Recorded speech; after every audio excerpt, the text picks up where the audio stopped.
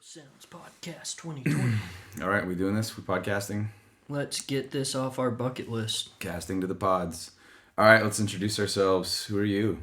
I'm Matt Anderson. I own this joint. I record music and occasionally play like I'm a musician. All right. You are a musician. You're totally a musician. Try. Yeah. I am David Stükenberg. I am not in charge of this joint. I'm just fortunate enough to be here and get to play these exquisite instruments and toy with these exquisite microphones. Yup. We should probably just talk about that little piano. Get that out of the way, because I that's love like that your little favorite piano. thing. It is my favorite thing. I didn't know that piano existed or anything like it existed, but it is truly one of a kind, man. I love that thing. It's hard to talk about different kinds of pianos because most people, a grand piano is always better than an upright piano. And, Right. if you get a bigger grand piano, it sounds better. But like all things, it comes down to taste. And if you kind of equate this to guitars, that's like a little parlor guitar of a piano, I guess. A little parlor guitar that just feels really right. And like with the tea towels on it, it takes on, I don't know, some of the attributes of a parlor guitar with like the right strings, like we were talking about earlier, like flat wounds or chromes or something like that, where it kind of subdues. For those of you at home, this is a 64 key children's Kawai piano that was restored by a piano tech here in the Arkansas area to perfection. But we have some little towels. Did I say tea leaves or tea towels? Tea towels. Tea towels. I felt like I screwed up and said tea leaves again. Anyway, we don't have tea leaves on it. We have tea towels dampening the strings, and so it has this real kind of warm fuzziness to it. We've got some ribbon mics on it and are hitting it pretty hard. Yeah. With compression, giving it that kind of saturated thing. But yeah, I do love that thing, man. And for those of you at home, you could like pick this up with two people and put it in the back of even a small pickup truck. It's exactly what my dad and I did like 2 summers ago when he was visiting. We put it in the back of my tiny little Ford Explorer Sport Track pickup. Yeah, you could tour with this thing. You could. So for those of you at home, Matt also tunes pianos, and he, in Texas, a couple days ago, tuned my CP70, which is 70 keys, thus the 70. It's funny to see so many characteristics that are so different between the two. The action feels similar. The Kawai to the old Yamaha. Like, it feels like similarly responsive. Well, it's weird, especially in the lower registers. The bass strings are so short. Like, it just... Yeah. It's funny, no matter how hard you would try and no matter, like, there's no setup that you could do to make that piano, like, make any other piano sound like that piano. It's just so weird and quirky, but, so right sometimes. Yeah. Well, man, it's also odd because the keys themselves are a bit smaller, and so the way that you play, you kind of are a little more dainty because your fingers don't want to overreact to the like difference of like a half an inch in every key.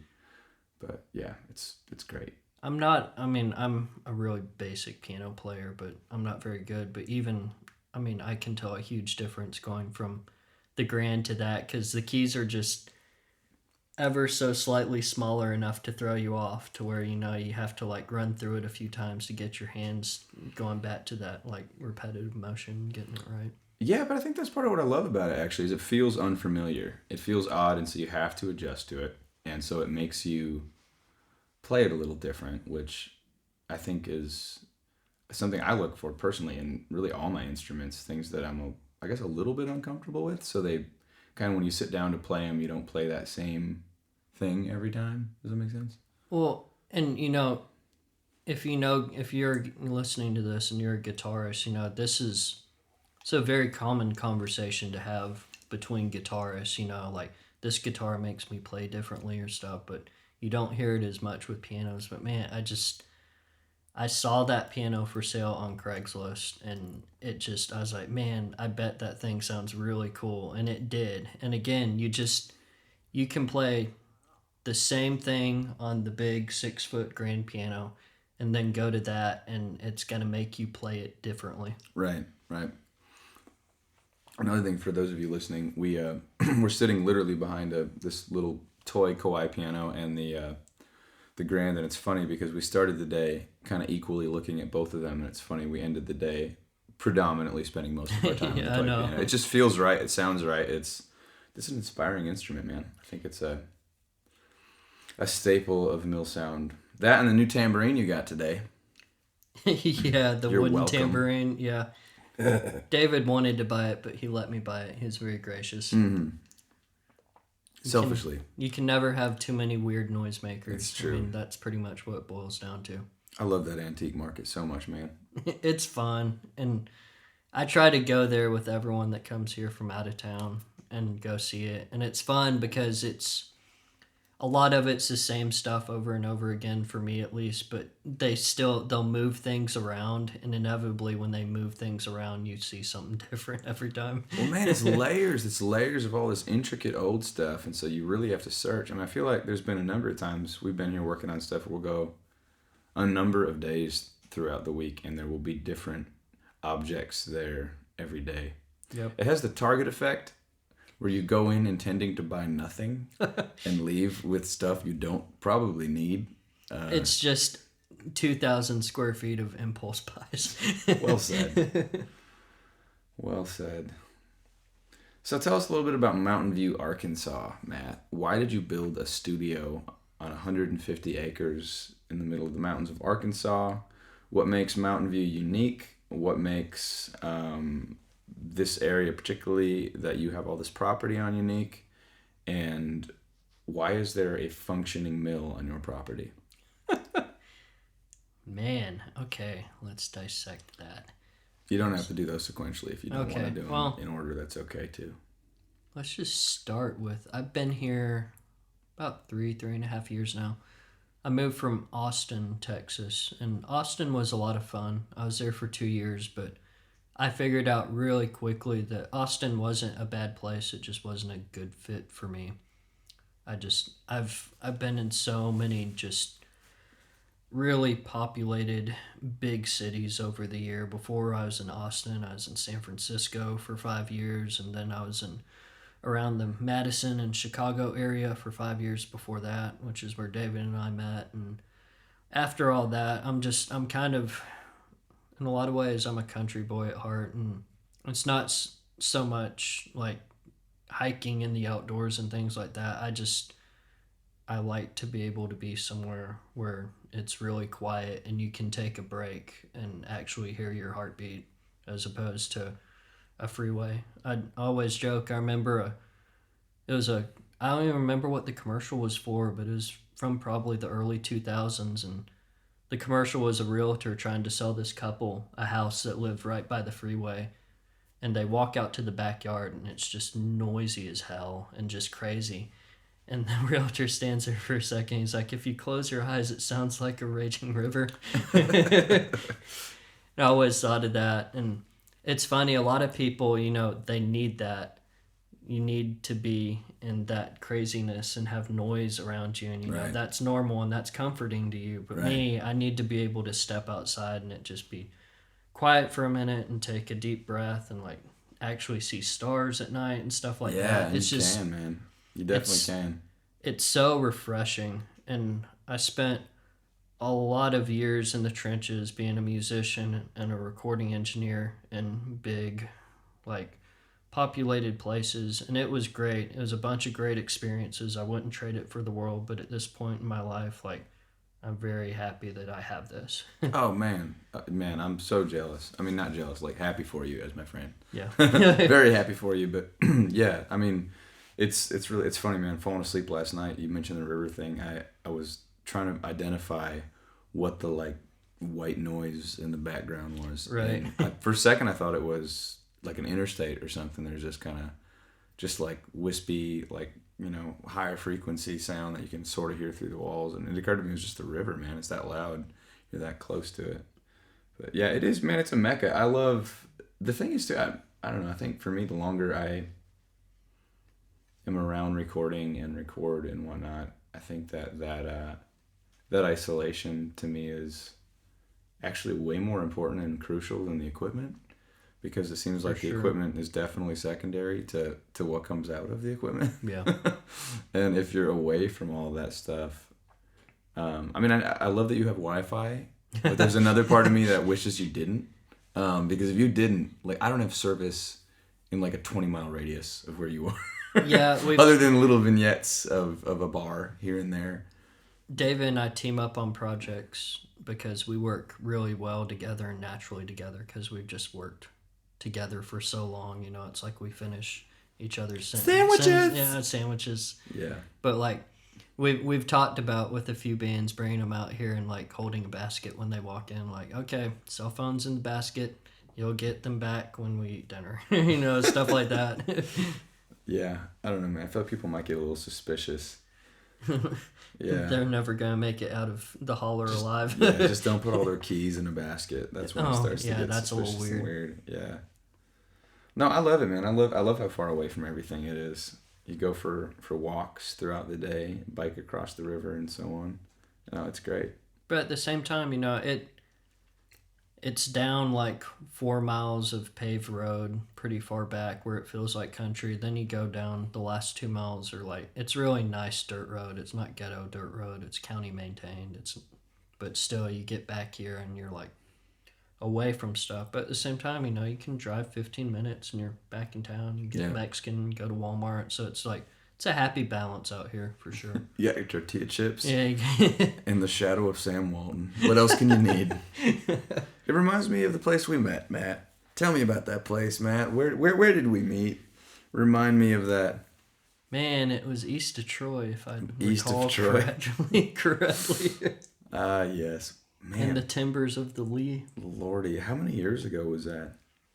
I think it was more than 15 years at this point. Jeez. Let's dude. see. Okay, We're I started. Old men, man, officially. I started college in 2004, and I think I started working at Timberlea during the summers sophomore year. So I mean that was probably 2007, somewhere around there. Okay. Maybe 2006. Dang, dude, it's been a bit. Yeah. So we. Wow. Ladies and gentlemen, Matt and I met at a summer camp. Matt, you want to tell the people at home listening about our first conversation a small 15 years ago? Oh man. How we became friends. So not only is Timberlea a summer camp, but it's like a Christian summer camp. So that puts it in a whole other like category. So that's just mean, man. It's just mean. no, it was good. I didn't mean that in a negative way. You negative Nancy. That's fine. Continue. Let's see. So I was like the AV tech at the camp, and you did random jobs all over the place. You played music sometimes. You like fixed roofs, built climbing walls. I built a climbing wall. You did whatever was needed. I think when we met, I was rebuilding golf carts. Yeah. But I remember I was under like pagoda or something playing guitar because it was raining and there wasn't anything to do. And I knew who David was by reputation, and sometimes like everyone. I had a reputation. Well, no, I just fixed golf carts. I didn't know I had a reputation. Well, it was more like, hey, I know this guy that's a musician and records music. You're a musician that records music. You're gonna love each other. And usually when that happens, you're like, we're not gonna get along at all. That's fair. That's kind of like I've seen a female mammal in a 10-mile radius of where you reside with your tribe. You should talk. I'm sorry, I digress. Continue. So I was sitting, and it was raining. I remember it. Wow. Like yesterday. This is more romantic than I recall. Yeah. It was raining, and I was sitting under a pagoda playing acoustic guitar, and I see David walking by, and I'm just thinking, oh, God, this is the guy I've been avoiding all summer. And how this is a guy I've been avoiding all summer, and he's walking over here. This is going to be super awkward. He walks up, and he's talking about how he's recording some of his music in a grain silo nearby, and he's like, yeah, we can't really get power there. I've got this really nice tube preamp. How could I hook that up to a car battery? I'm just like, don't. Oh, yeah. No, I needed to get 48 volts, man. Yeah, it was a tube mic, but also, I needed to get phantom power from a battery. Because you had an inbox or something, too, at that point. Man, it was. We literally bought the computer based on the parameters of the little circular hole in that grain silo and what would fit through it. and the drummer, Steve, bless his heart, such a good sport. And Thea, we picked the instruments they brought based on the radius of that hole her as cello well. had to have been a tight fit. It was well, so was his kick, man. It was, there must have been a good 1/4 inch on either side. Like, it was very snug. That AOT's kind of it's not really a cocktail kit, but I mean, it's not like a massive Bonham size kit. Man, yeah, but let the record state. It sounds lovely. I love silo. that kit. Yeah, man. I mean, it's forever ago. I think both of us would probably record it differently if we went back now and did it. But we've learned a little bit between then and now. Well, we failed. Thankfully, failure is oddly educational. But yeah, man, especially with once we figured out the whole suspended mobile thing with all those rugs hanging from the ceiling, that was a game changer. But yeah, man, I needed to know about those 48 volts of phantom electricity. And you seem like someone who might know, Matt. So I think you can do that, but you might ruin all your gear. No, I believe your response was, why? Oh, well, yeah, that sounds more likely. It was just why. Like, why would you want to do that? What would be your motivation? Why would you intend to do that on purpose? Yeah. Wow, man, 15 years ago. That's crazy. And, we'll probably think of a few more things, but... we talked a little bit at Timberley. I helped you out with sound when you and your family played a few shows and stuff like that. And man, I think it's my family, just me and my little brother, I think. I think your dad played with you. No, as well. man. No, he was not at that point. I don't think so. I think it was just... That might have been the next summer. I just remember, like, trying to lead music from a banjo and it feeling a little weird. You were a really good sport about it, man. We were super apologetic. I had a 12-year-old on drums behind me, and we were playing. Yeah, he was. The leading so instrument was a that young banjo. back then. He was great, man. He's great. I love when, at that age, people asked him, "How did you learn to sing and play drums at the same time?" That's just what people sounded like back then. And he said that my brother told me to, and so I did it. Felt simultaneously like a really good brother and a really awful brother. I'm sorry, Saya. I'm sorry. But it's funny, like, we had, after that, like, we still interacted a little bit, but what really set it off was when we did that pop EP.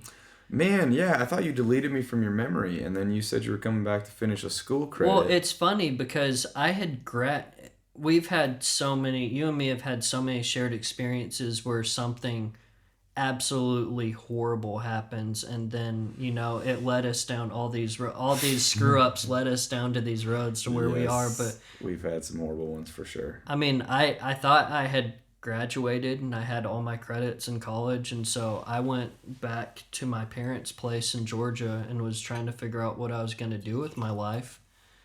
And at that point, all of a sudden, I got a call from the college saying, "Hey, you're a half credit short from getting your diploma." And I'm like, how did we not? That's a whole nother. How did we not catch this? First of all, it was just, it was horrible. But anyway, I ended up having to go back to Wisconsin and basically intern for one of my friends that was running a political campaign so I could get half a credit. And Matt, that's what elevated education has descended to. That's why I was an extra $10,000 in debt after that because of a victory lap. All semester. Those dollars, that's $10,000 of minutes of knowledge. Think about how much smarter you feel. Don't you feel more evolved after that, Matt? Wasn't it worth every cent? I feel more annoyed and like I want to rage against the machine. So while we're posting this on the World Wide Web, is there anything you'd like to say to Beloit College? So many things that I don't think are appropriate for That's this. fair. Okay, we'll move on from that. I have nothing but nice things to say. Remember the day we went in to record piano? You came back, you called me out of the blue, and you're like, "Hey, I'm coming back here. I got to get this part of a credit," which didn't make sense to me because, you know me, I look at forms of evolved education with great suspicion and even superstition, and so I didn't understand that part. I was too. I mean, that was basically my attempt to get something good out of a horrible experience. Like, to not feel like I was wasting my time. You did. And at that point too, man, as like all the kind of stars aligning, we had Steve was in the area. Steve came down and played, was it 17 songs in a day? Or I even don't know more if than that was at the Pop EP. I think that was later. I think I Was flew it? in from California for that second Okay. session where he did like 20 songs. The first one though, Ian brought us next door. Which one did Ian bring us next door to have us do the lecture for the kids? Like That was the mid-tracking. second time. That's when I flew in from California, I think. Disregard this part of the. It's okay. It's the shady. cast of It's coming pods. back to us. Okay, yeah, they all kind of blur together.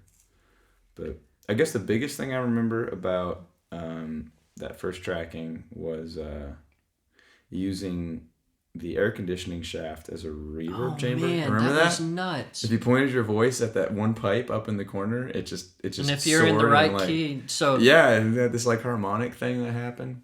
a lot great. of the very original reverb sounds you heard from like the 50s and 60s were from what's called a plate reverb, and it's exactly what you think it is. It's this giant metal plate where you send signals to it and it vibrates so much that it sounds like you're in a giant room. Yeah. And so it was the same concept. You had this thin metal plate and the grates above, and if you sang at it or sent energy at the right key, it would vibrate in that key and sound like reverb.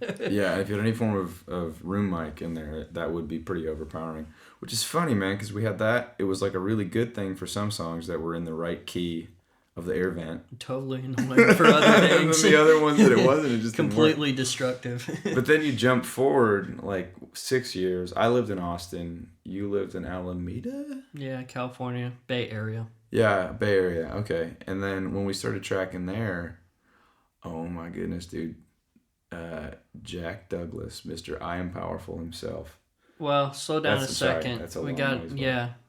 Well, okay, let's talk about California for a while. So, first of all, to clear up Wisconsin. So, when I was going to college, one of my professors that ended up just being like my best friend in college, like guy's amazing. He was one of the heads of the music department, Ian, and Such a sweetheart, dude. yeah, a great guy and great teacher. But he besides being a music teacher, he owned a recording studio in the area. So most of my college experience, all 5 years of it, the victory lap, consisted of me basically trying not to flunk out of college every year because I was working full time in a studio at the same time and Living above it, I recall. At yeah, certain living points. above it at one point and Illegally? trying to dodge security and stuff. Man, good times. But so that's how we had the studio connection when I was in college. But when I finished college, I went out to California to hang out with a friend that went to college with me, Luke.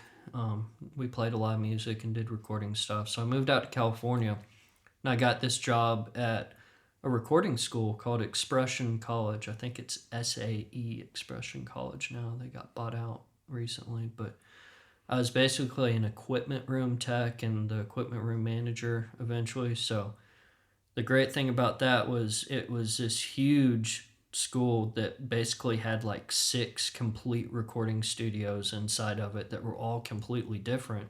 Because the point was you wanted kids to get hands-on experience in as many different types of Environments, facilities as possible. So it was a great experience, and there's nowhere else where you'd have access to all this cool stuff.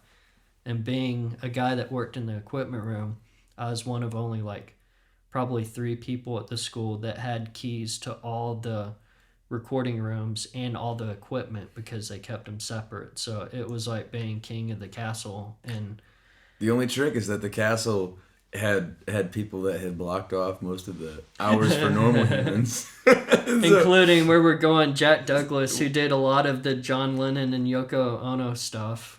Great engineer. Yeah, and a legend. Did some iconic stuff. Yeah, but to be clear though, Matt and I sort of had inherited the later shift, if you will, and so we came in. When did we start our recording? At like 9 or 10 o'clock every night, and then it's like third shift tracking, right? Yeah, because I had to work some of those days too, so I would get off at like 4 or 8 o'clock at night, and we'd basically record overnight.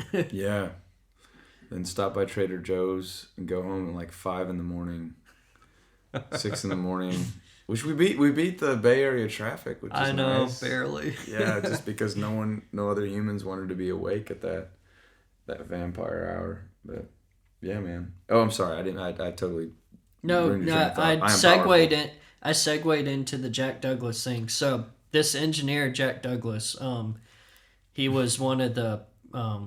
He was like a traveling professor. He came in like once a week to teach classes, and the funny thing about that, he taught this class called studio etiquette, and basically what he did was he brought in these bands that were just they were good musicians, but they were horrible to interact with and had a horrible dynamic, so they were hell to deal with.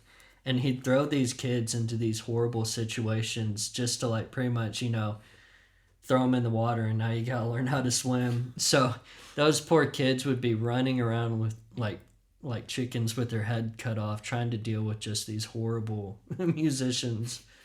It was a pretty fun. I mean, it was funny from an like observer's standpoint, just watching this all happen. It's kind of brilliant too. Like because if you can't figure out how to deal with this is not the profession you need to go into. But I wish I would have taken Jack's class. That could have saved me a lot of frustration in the years to come.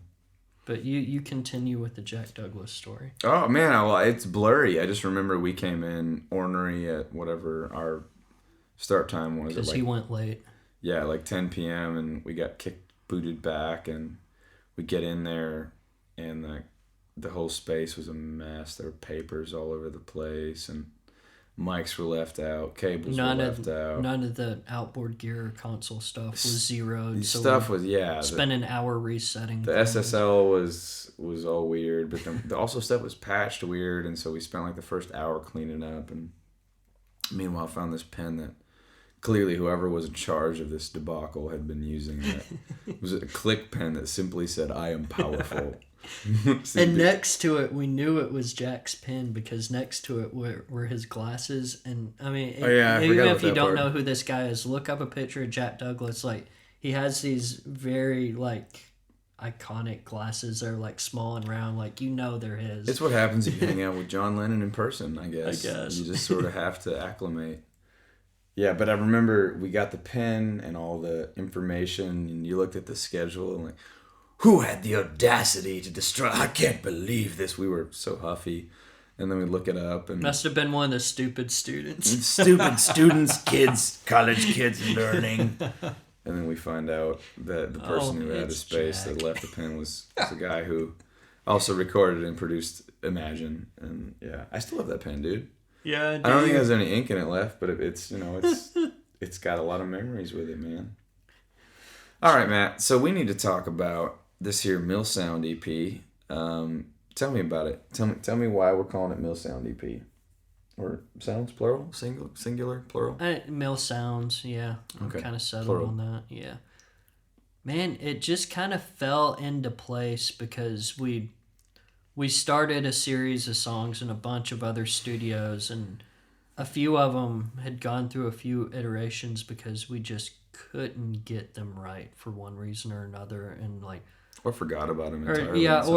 One or two forgot about them. And when I moved to Arkansas and started building the studio, the first time David came out here, we started working on some of them, and all of a sudden, for whatever reason, a bunch of stuff just started to click, I guess. Man, it's weird. We started these things when we shared a space in Austin. Different physical space, different headspace. Yeah, very different life stage. Like for me, from a writing standpoint, I was going from a whole bunch of pretty dark relational places to a lot more stable relationship places. So that changed, but then also I moved to Houston, you moved to the mountains of Arkansas, and like so much just geography beneath it changed. And I don't think that for both of us, some of these things were necessarily in the forefront of things that we thought were a priority at all. No. Man, I remember though, like opening them up when you kind of had your space finally up and ready, and it felt like it belonged here. And so we pick up the gauntlet of all these things we'd sort of set aside. Man, some of that stuff goes back, well, I guess depending on which stage of the MillSound stuff we're talking about, but most of it goes back to little tidbits from Austin, but there's little tidbits that come back from the Bay Area as well. Yeah. Just little stuff. And even Beloit, man, in the case of some of the stuff we're working on this week, which is crazy because we're talking about opening a session. For those of you out there that are software engineers, we're opening a session that's from 15 years ago. So you've got, it was what, Pro Tools 8 or 7? It was, man, it might have been closer to 5 or 6 because I don't know if Ian had caught up at that point. Everything was LE, and now we're, Oh, yeah. Yeah, back in the Digit, that was before Avid, man. That was still Digit Design. Mm-hmm. Yep. Wow. May they... If anybody out there from Avid is listening, I have no problem offending you. It's funny, in an era of so much sensitivity, we're so careful not to offend so many different demographics. But if anybody works for Avid, I hope you're offended. Your software is legendarily awful. It's so bad. But you somehow managed to become in charge of this. You have a monopoly and some kind of monarchy over the recording industry, and somehow such an inferior product. Truly remarkable. May UA put you in your place. Yeah, we've got... It's going to be a rocky start for Luna, that new Universal Audio DAW, but I think at this point we're all willing to deal with it because... The funny thing is, all the people that designed that new Luna program are all ex-Avid engineers that just had enough and gave them the finger and went and worked at UA. So it's all ex-Pro Tools people that designed it. So we have high hopes for that. That's great. May this represent the evolution of DAWs in general and moving away from the decline. That was a rabbit trail. I remember when... I had a friend that lived in San Francisco, and I'd ride BART, the train, to see them a lot. And the Avid DigiDesign headquarters is in the Bay Area, and BART would go right by it at a point and come out of a tunnel and be on ground level and go right by, and you'd see the big Avid DigiDesign logos, and I always gave them the one finger salute. Every time I went by, it was like tradition. Yeah. Just my way of sticking it to the man. Man, silly Pro Tools. Well, man, I'm happy despite the DAW deficiencies and the many updates. I'm pretty happy with what we came out with. How do you feel about it? Do you feel about the songs we finished? I'm excited to spit that out. I'm just excited to get it done with because it's in a good place. Man, I hope it's good. Like, it's funny. We're talking 7 years ago that some of these songs were kind of begun being written, and I remember being 7 or 8 years old, and like you're looking at the drawings that you're doing, and like your mom is showing your friends what you did when you were 6, and you're like, no, that's not what I do. That's not me. That doesn't identify me. I do so much cooler stuff now. Yeah. And I feel like a lot of these songs on the MillSounds EP, the first volume anyway, if the other ones come to the surface, that would be great. Spoiler alert for those of you out there listening. But man, I feel very like I wouldn't say that way now. I wouldn't write it that way now. I wouldn't write that progression that way now. But at the same time, I feel like to change it would be a disservice to capturing the era it was initiated in. Does that make sense?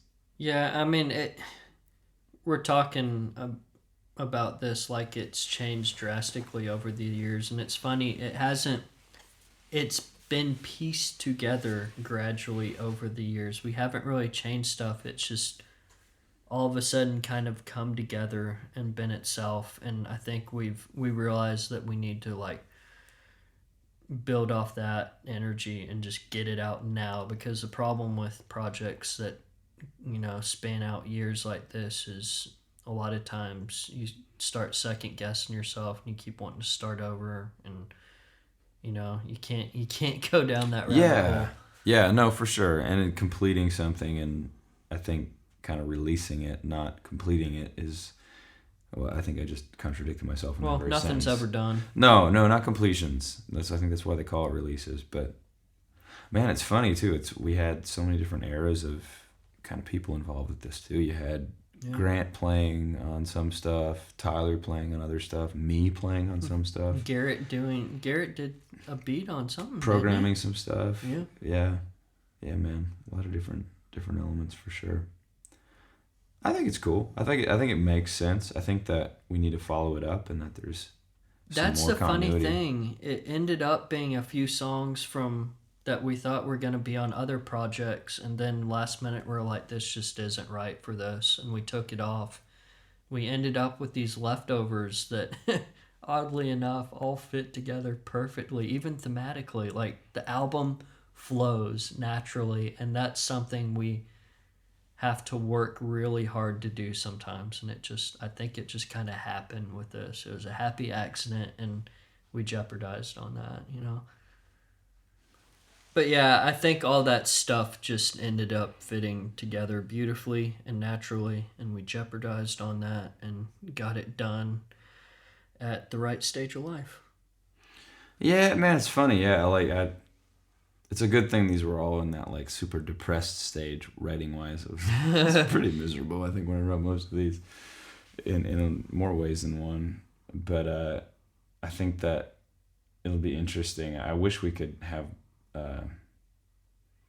I don't know a linear version of how these songs were written in terms of when they happened and what they represent to that respective stage of life. It's just funny because this is, I think, a really dark time, which is funny because when I listen to it, I think that's all I can hear. I can just hear where I was and what I was thinking and who and what it was about and who and what it was to. So for me, it's really hard to disconnect. That's a weird thing about writing music. I feel like you can't, even if you block some stuff out emotionally or psychologically, you still, if you write music, it's like you have this default of continuing to fabricate triggers that can come back and haunt you, even though you have these really, really weighty defense mechanisms that come to protect you and block and repress all these things that are ultimately probably very emotionally unhealthy. If you write music, the second you hear that, the second you feel it, it's like a smell. It brings you back very vividly to wherever you were when you wrote it. And I feel like that about this. And I don't even like admitting what some of this is about, even to myself, because I think I try to forget a lot of it. But well, I wouldn't boil it down and say, there's two types of musicians, but the two types of musicians I see the most are people that can write happy songs and people that can't. yeah. And I think you and I are alike because a lot of times we're using music and writing to work through big life issues. And when all the other times when we're really happy and life's going great, we're not writing music. We're out doing fun things and hanging out with people. And, unfortunately, people that associate us as musicians and just know that side of us, all they hear is, I'm depressed and working through something tough.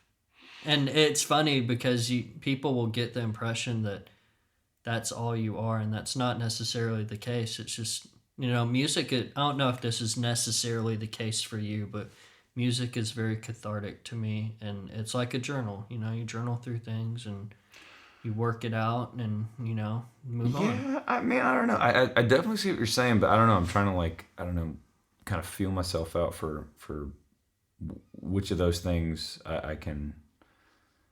Is it hard for you to write a happy song? No, not at all. But I think the difference, it's not a matter of a song. It's a matter of, excuse me. I mean, I think one of the things that changes it is if you're doing it as a living, to feed your family, or you're doing it to express something, and I think that changes a lot of it. And whenever, like in a production circle, I'm working with somebody and we're working through their kind of catalog of songs and talking about what we want to communicate, one of the things I always ask is, if we're wanting to write a song or if we're wanting to write a moment. And I think that that's a good point. Does that make sense? They're very different.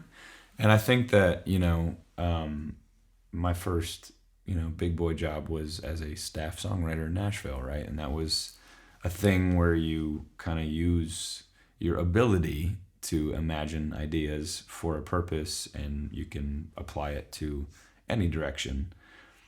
But if you're looking to kind of introspectively dig a little deeper, I think it ceases to be a song, and it's more of capturing a moment. And Yeah. maybe it doesn't make as much sense if you were just to read the lyrics, but to somebody feeling it, and, it kind of takes them there. And I think that that's the pro and the con of some of these triggers, is that it does take other people to that place too, but in some of their cases, it's not necessarily a bad thing. I know for me, a lot of the records that for me have been a source of solace are really dark and depressing records, but what was the Sylvia Plath quote about, basically she hated sunny days? I'm butchering this, but she didn't like the sunny days because she couldn't relate to them. And I think that one of the things that's great about records that have a lot of moments in them is that when you discover them and you feel them, they make you feel like you're not by yourself. They make you feel like you're not alone. And the irony of it, of course, is that you inject your narrative into their moment, and you think they're singing your narrative in their song, and that's not typically the case. And there's been so many times in my life where I think that I've got it figured out. I figured out what this song is about, and then I meet said artist who was a hero of mine by whatever coincidence or whatnot, and ask them what it was about, and find out that I was dead wrong. And I don't know, it's interesting though, the way that it translates. And so for this, I can't tell if I know it's moments, I just don't know if it translates as much as moments or songs. Well, trying to bring this full circle, and I hate to turn this into an infomercial for come to MillSounds because blah blah blah, but I have nothing wrong with recording music. People come in and you record music, but ultimately where I feel fulfilled as an engineer and like as an artist in that area is I want to capture moments, and the hardest part isn't capturing that moment, it's setting it up so you have those moments. And it's funny, this place here puts you in a different mindset, and I think those moments come a lot more naturally to people. And that's ultimately why this is like a full circle thing. That's why I ultimately decided to come out here, because when I left Austin, at that point, the only thing I could do in terms of a business investment was to invest in more gear. And, a lot of us are gear nerds, as great as that sounds. No matter how much cool gear you have, it isn't gonna change how the source sounds. And to me, it seemed like a much better investment to find a place that would put people in a better mindset, because it all starts with the source when you record. And I think with this project especially, when we were trying to wrap up a few of these songs, all of a sudden we had little moments here that kind of tied those songs together and made them more of a feeling than a song. And it was more of capturing a moment than just recording music.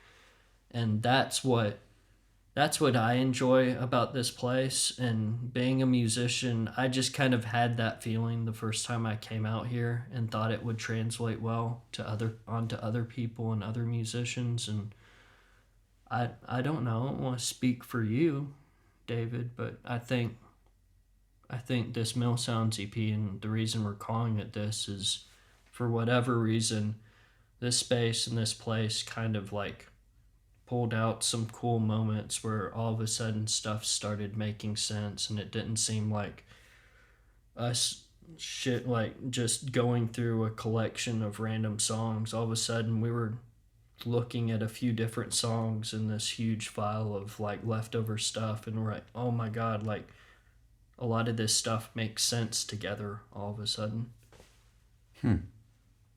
Yeah, man. No, I see a lot of, I guess a lot of different things to respond to.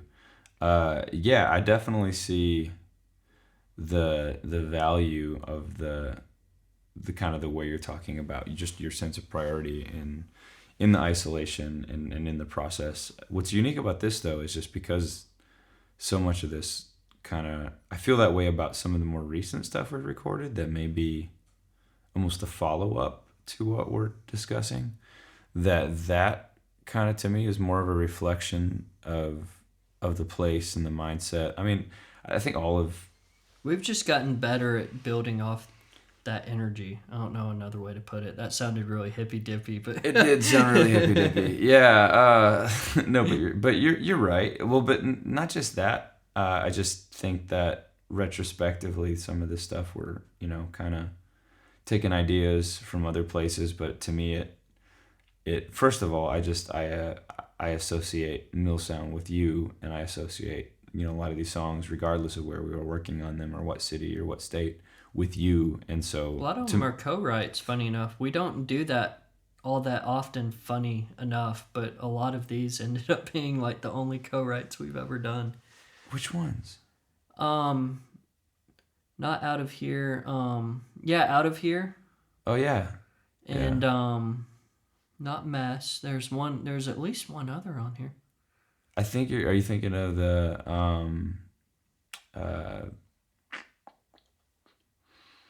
oh yeah, that's Top Secret. They can't know about that. Yeah, sorry. Yeah, no, Out of Here for sure, dude. For sure. Yeah, that's probably the only one we can talk about at this point. Yeah. Super secret. Super secret. But some of the others, like, it's funny. Some of the songs, like Mess off of the MillSounds EP, like, that's probably the most epic song in terms of, like, production and just how many different layers there were, like, that we did at different places, but all of a sudden we were able to put it together here for whatever reason. That's, like, probably the biggest song on there production-wise. But then there's others like Fortress that I think we recorded all that in 2.5 hours. Yeah, most of it in my living room in Austin, right? Yeah. Yeah. Yeah, for sure. And then whatever reason, we just kind of put that on the back burner, didn't pull it's it out weird. again until we got out here. It's funny though, man. Like, even though, again, we both know that came from a living room in Austin, like, I don't know, it feels viscerally more in line with the vibe of a lot of the stuff we're kind of messing with making out here as well.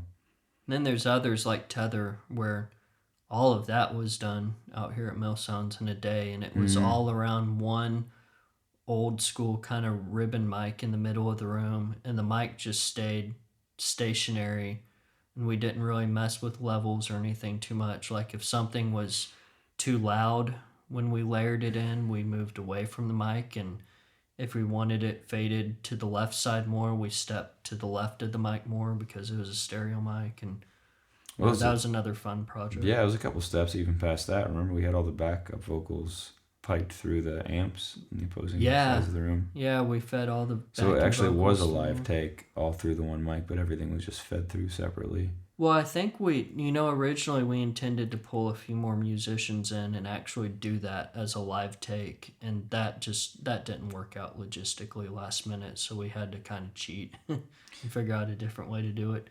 Find a loser with the availability to play all the instruments.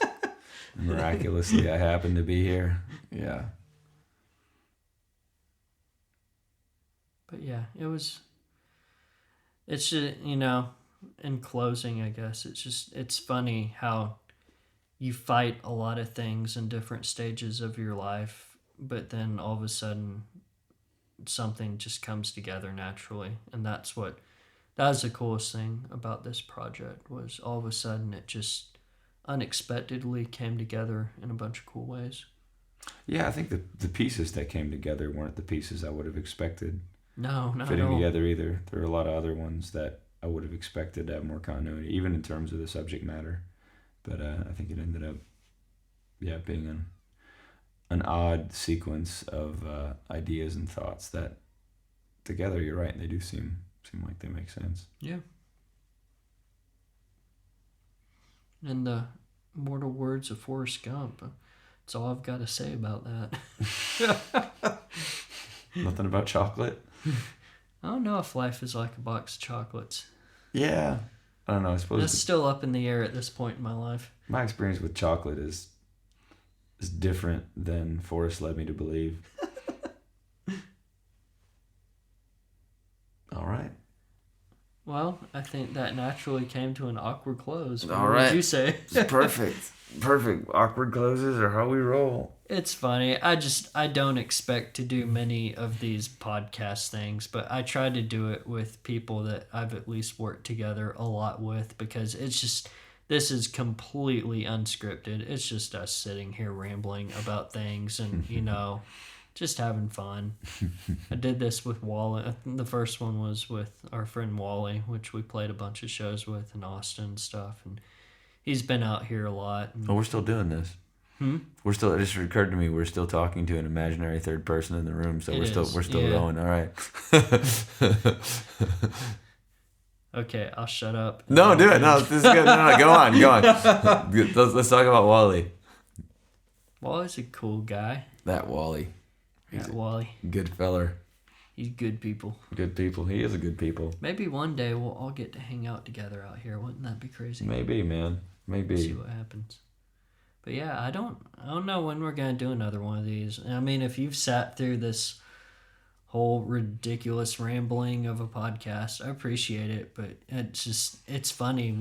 Especially David and I moved around so much when I was a kid, and David did too. That was one of the things we kind of connected on. But yeah, man. And it's just crazy to think that I've had a friend like David in my life for this long, because most of the time in my life I was moving around like every 2 years. Yeah, same, buddy. And same. we were it blew both of our minds last week when we were in Houston. We're like, man, like we've known each other for more than 15 years. That's now. a long time, What dude. the hell? That's a long time. Yeah. I think in both our cases too, having friends for a long time is kind of an odd novelty that for sure seems a little weird when you wake up and one day and realize y'all still talk. We haven't killed each other yet. But yeah, I guess this is us signing off. Thanks for listening. But Is that what you do with the podcast? Do we sign off? I think so. Is there anything else you want to say? Drink your Ovaltine. Fare thee well. There's something I feel like if we're signing off that we're supposed to say, probably involving like 10-4 or something about a good buddy. Roger Dodger. Mm-hmm. Yep. There it is. All right. Y'all stay safe and, you do you. I know, I had to make that so awkward. I couldn't just be quiet. All right, we're done. Y'all have a good night, morning, evening, wherever you find yourselves. We're going to go work on more music. All the hours. We're going to go do our job, make music now. And cut. All right, great. Let's get some interns in here. Okay. Somebody needs to brush Matt's head. Somebody needs to come over here and pat the head. Oh, Please pat the head. Oh, jeez. We're going to need more baby powder. More